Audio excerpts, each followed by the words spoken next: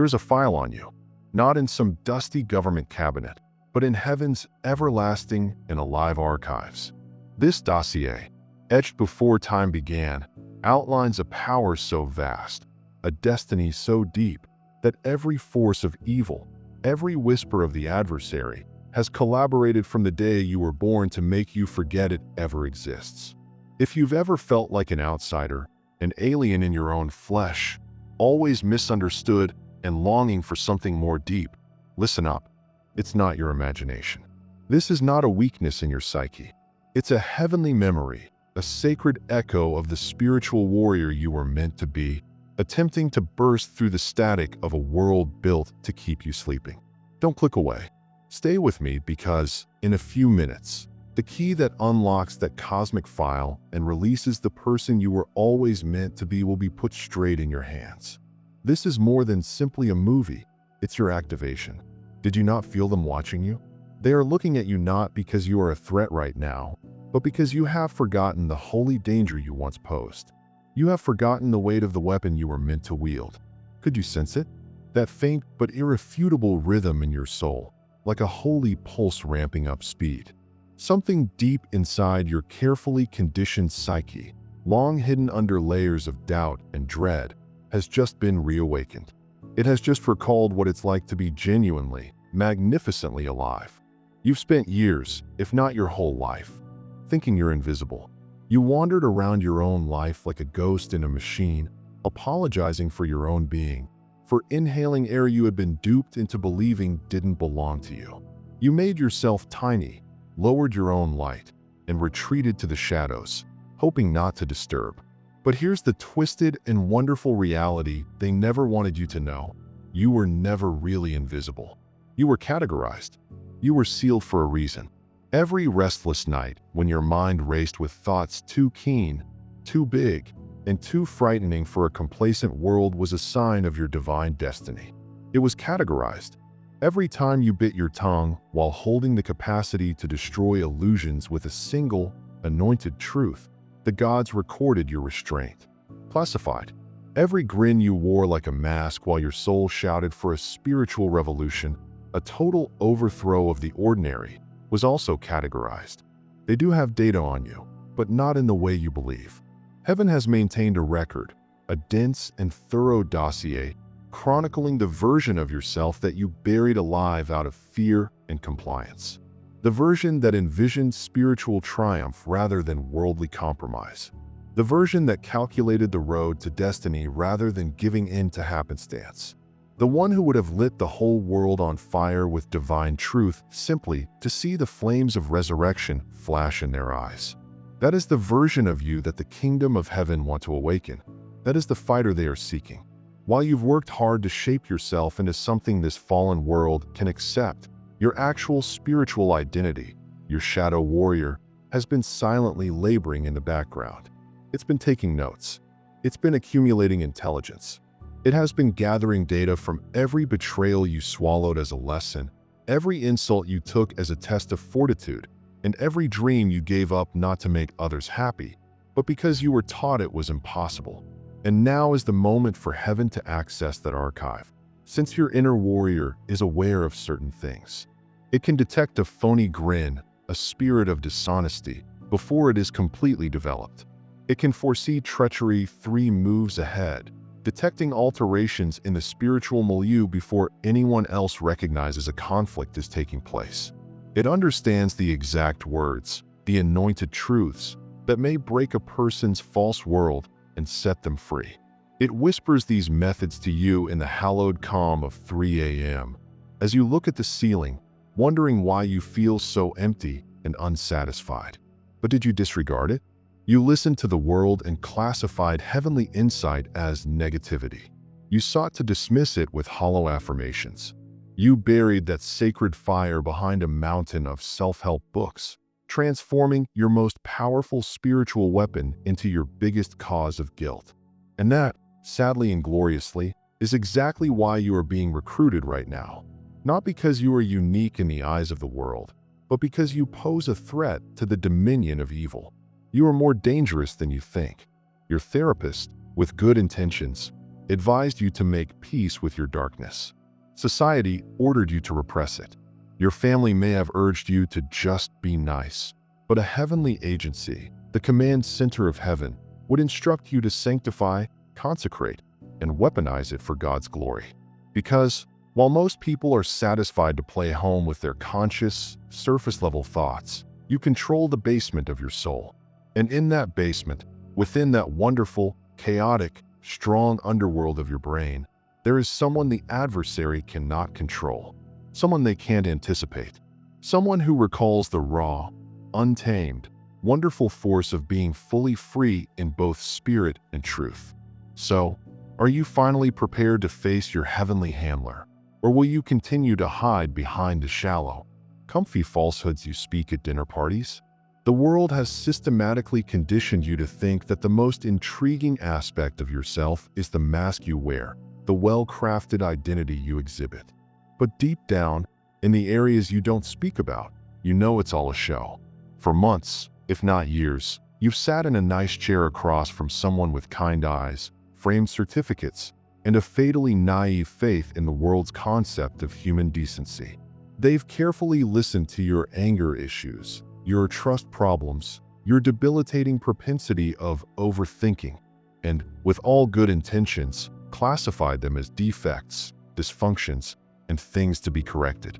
But what if I told you they had everything backwards? What if everything they've been attempting to fix about you wasn't broken in the first place? What if it was your God-given arsenal? That righteous wrath they want you to control? That isn't dysfunction, it's gasoline. Spiritual gasoline that is high-octane, unfiltered, and unstoppable. Every act of contempt, every casual dismissal, every time someone treated you as if you were invisible, your soul was not just injured. It was also collecting notes, generating spiritual pressure, and alchemizing humiliation into divine power. While they had you do breathing exercises and count to 10, your righteous wrath was silently hardening into heavenly plan. That paranoia they wished to treat? What about those trust issues they said you had to overcome? That is not a disease. It is spiritual intelligence collecting at its best.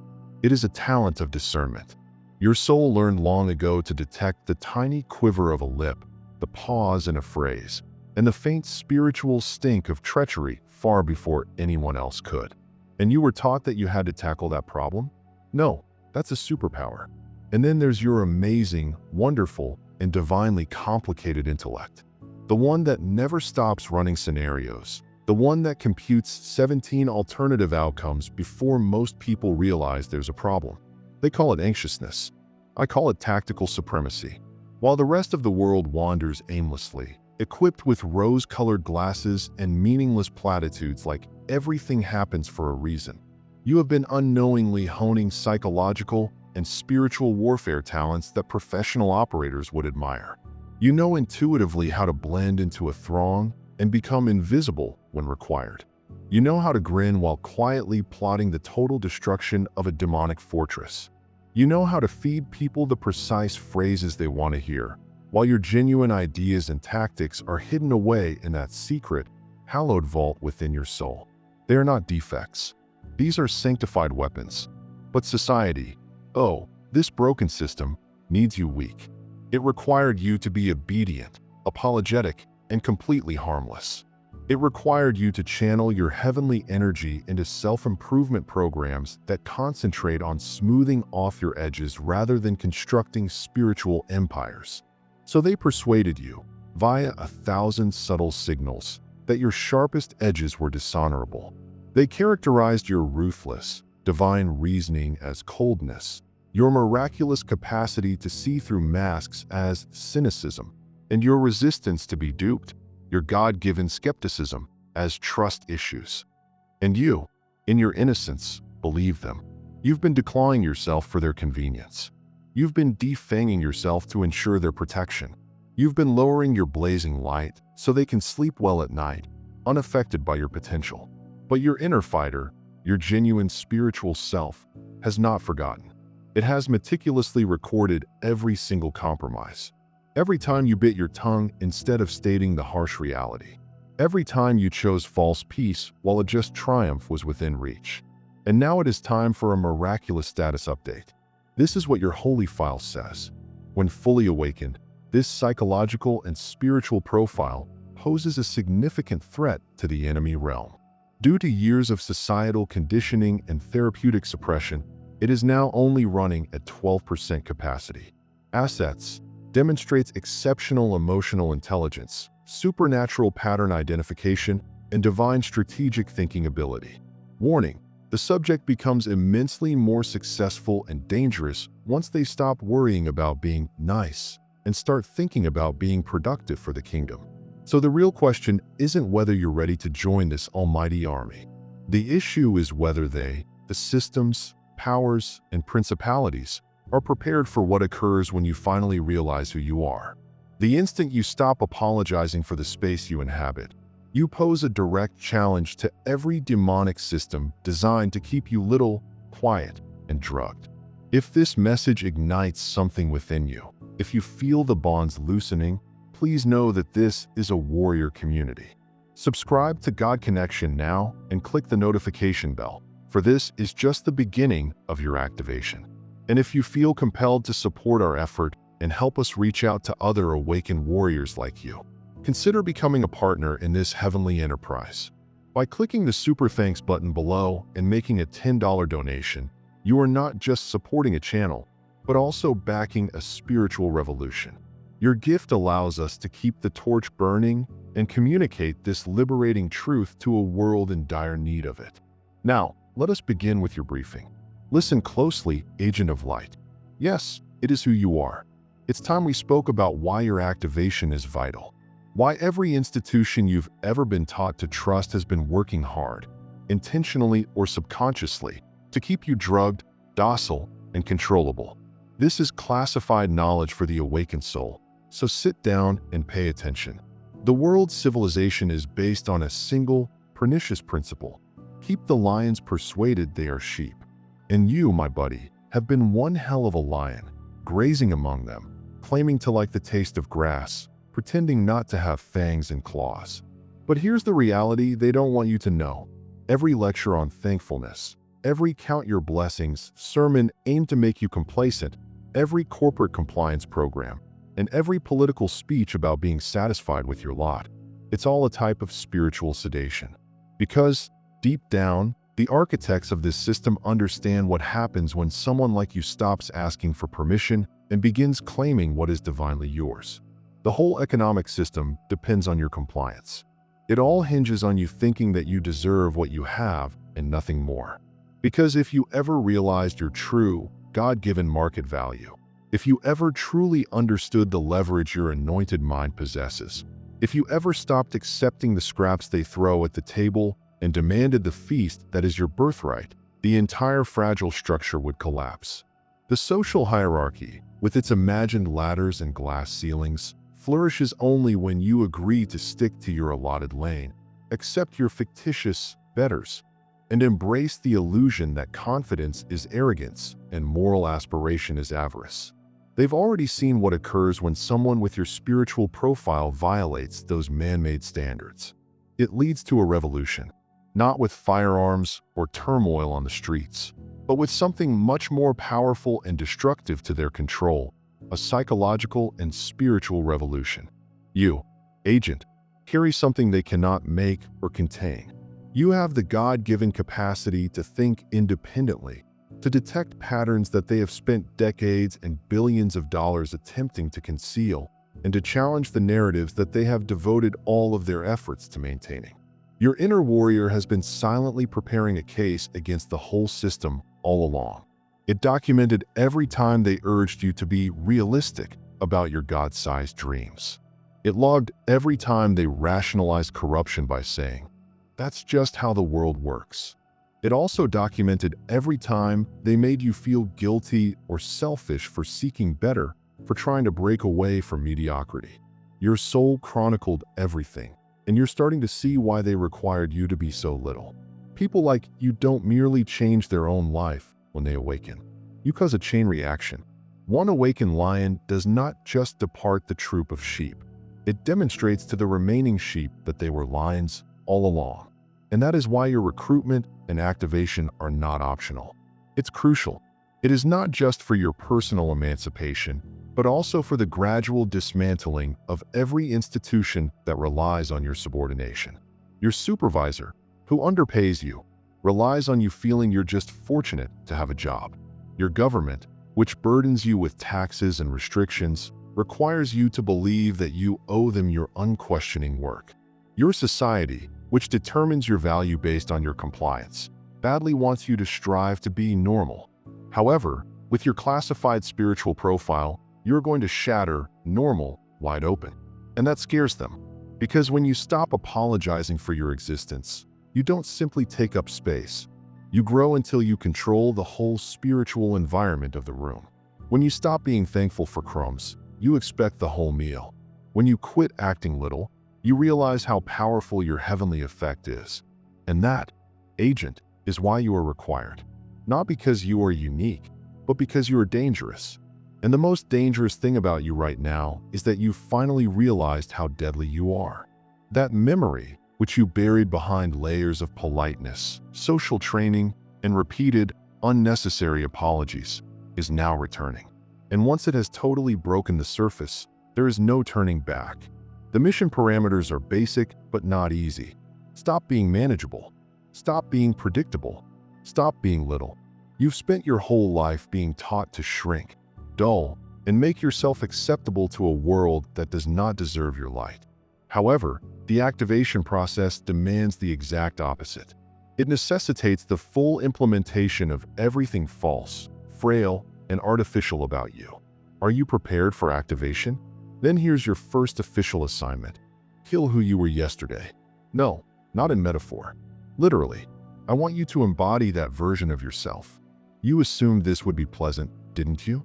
You expected us to sit here and speak about gradual transformation, throw in some affirmations for the mirror, and perhaps raise your self-esteem with some feel-good mantras. You're incorrect. This isn't treatment. This is not comforting. This was an assassination. And the objective is the counterfeit you, not the genuine you, the fighting spirit, but the phony version you've been carrying about like a corpse in masquerade. Look in the mirror tonight, agent. Look closer. That's not your true face. That's your mask. The meticulously prepared grin that softly pleads, "Please like me." Those eyes that apologize before your lips even moves. That stance that says to the world, "I'm harmless, I promise," is not you. That's the enemy. That is the version of you that has infiltrated your own life, a traitor to your own cause. The one who pleads for permission to exist, who says sorry for having ideas, who retreats every time a voice is raised, who chooses false peace over righteous triumph and capitulation over power every time. That version must perish. Not tomorrow, not someday when I'm ready. Now, because here's the harsh reality about change that no one ever tells you. It's not addition. It is a substitute. You don't build confidence on top of weakness. Self-esteem does not go down well with self-doubt. You do not combine the old and new you.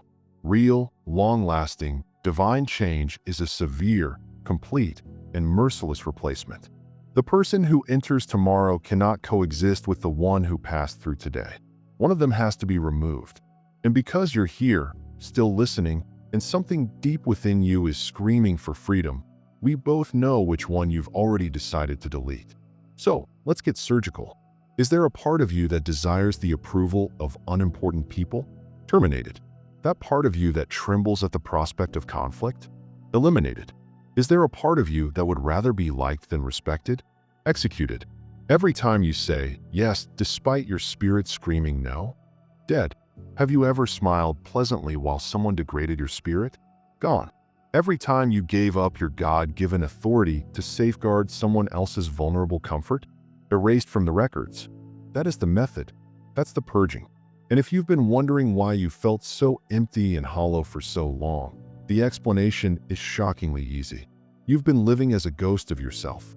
You have walked the planet as a sanitized, socially acceptable, and neutered version of your own divine might. You have become a shell, a ghost of who you were meant to be. But the genuine darkness, the actual warrior, the one they sought to bury and encouraged you to dread, has never left you. It's been waiting. It has been watching. There has been some planning. It recalls who you were before they tamed you, placed you on a leash of social acceptability, and told you that your teeth were designed for smiling rather than biting back against the darkness. That shadow warrior has not gone dormant. It has been planning a hostile takeover of your life. And now the moment has arrived. This is how genuine elimination looks. Not self-help, not self-improvement. It is a harsh execution of every false version of yourself in order for the genuine, untamed, unruly, God-anointed you to emerge from the ashes. Tomorrow morning, when the sun rises, you will not be the same person you were. That timid version of you, the one who was always concerned about what others thought, the one who based their whole life on the frail approval of individuals who were hardly worthy of your attention, is buried in the past. That version that apologized for wanting more, for dreaming too big, and for daring to go outside the narrow cage they made for you has already been marked as terminated, executed, erased from the records. Why? Because the task parameters have changed, agent. We are no longer in the business of using affirmations to heal spiritual wounds or gentle therapy to soothe deep-seated fears. We are not here to hide weakness under pleasant words and call it development. No, this is not healing. This is war. And war necessitates eradication. Understand this clearly. We are not restoring your former self. We're not polishing up a mask and claiming it's genuine flesh. We're carrying out a full-scale surgical attack against the phony identity you've been using for so long that you forgot it wasn't you. And when the dust settles, when the smoke from this internal spiritual conflict clears, the image in the mirror will no longer be the person you once knew. They won't seek for permission. They will not apologize for being. They will not shrink or soften in order to make others comfortable. They will not conform to anyone's comfort level. They will only grin. And this time, it won't be the artificial grin, the please like me smile, or the don't hurt me smile. No, this will be a grin of recollection. A grin that says, I know exactly who I am in God now, and nothing or no one can stop me. So I ask you one last time, agent, are you ready to kill the version of yourself that never actually existed? Because this isn't theory. This isn't a metaphor. This is not a pleasant and comfortable discussion on self-love. This is an execution. And once the trigger is pulled, there is no going back. There is no going back to the comfy cemetery of mediocrity. There is no escape to the illusory safety of being little, controllable, and predictable. The old you died today. And tomorrow, the true you, the one who has been waiting, watching, and polishing its sword, will awaken. While the rest of the world studies how to be pleasant, how to shine just enough to be noticed without being frightening, you will learn how to become unstoppable. And inevitability does not ask. It doesn't wait. It doesn't beg. It consumes. Now, let us enter the phase that they never intended you to reach. The elimination is concluded. The old you has died. Good. Let's speak about what fresh things you can do. Most individuals, the predictable herd, spend their whole lives performing. They beg to be loved. They memorize charm as if it were a textbook. They practice their grins in the bathroom mirrors until their faces hurt. They study tone, intonation, and timing, honing the skill of being understandable to others. They laugh at jokes that ruin their souls. They agree with beliefs that make them physically ill.